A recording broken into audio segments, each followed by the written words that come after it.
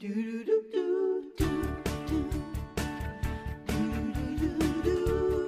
back with Julie Gonzalez. She's starring in the Hallmark Channel original movie Pumpkin Pie Wars. She's part of the family now. So your character, Casey, finds herself in the middle, and I never thought I would say this, but a fierce pie baking competition. Why? How did this get so heated? Well, it mostly was because their mothers were their rivals. So I think that's what the heated part. Generational. It was passing on. The mothers wanted them to be at war with each other, but I think it ended with them. So yeah, but it was really funny to just kind of carry that feud over. The Hatfields like the whole boys with pumpkin. Yeah, Romeo and Juliet. Right. You're not supposed to fall in love, but you do. But it happens. And you fall in love over squash. Yeah. Very different kinds of squash too. Yes, we have a clip of Casey and Sam. Really, sparks are flying while you're shopping for pumpkins. Oh, right. Yes, I think this is the first time they see each other. Let's take a look. Isn't a pumpkin just a pumpkin? Actually, no, it's not. I'm surprised you didn't learn that at the bakery you run with your mother.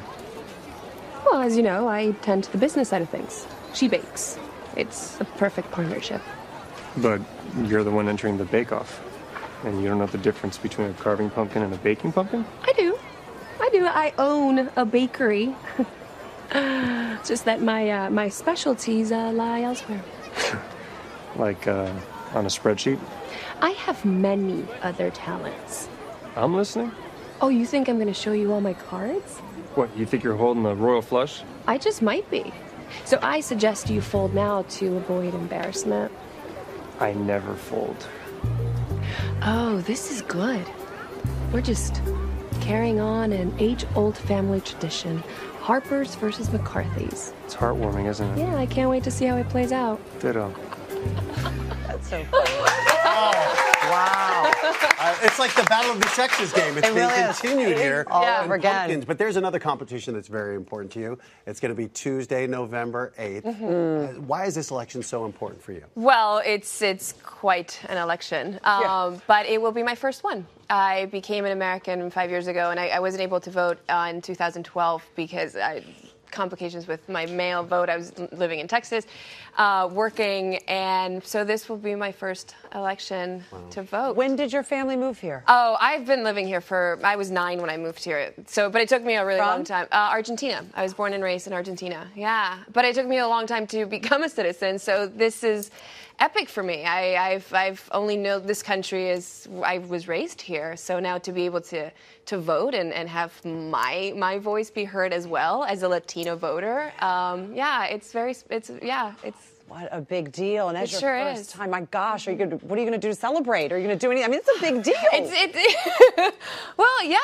a huge moment in a person's life. It sure is. I mean, a lot of people that are out there that are not registered to vote, and you are an American, you take it for granted what a privilege it is to be an American, what an honor it is to be born in this country. I wasn't. So as an outsider, as an immigrant, I'm able to see from the outside in to see what a great country we live in, and now that I get to be a part of it in this way is it's pretty epic. So you took the citizenship test. I did. What was the hardest part of that? It was pretty silly.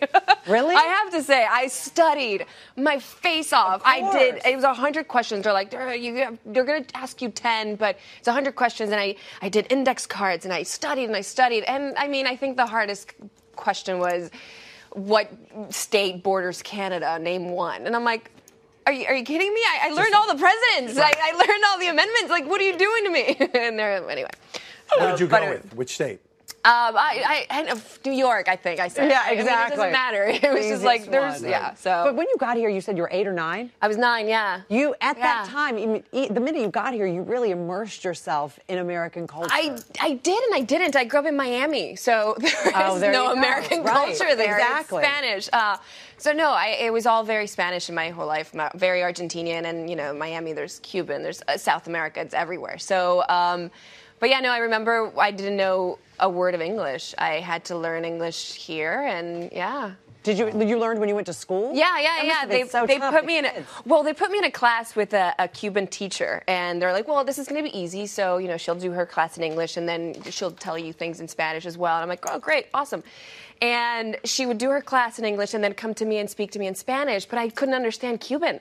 Because the dialect is really thick. It's very different. Languages. So two foreign languages. I'd go home now to my mom, and I'm like, I don't like this country. I don't understand Spanish. I don't understand English. We have to get back.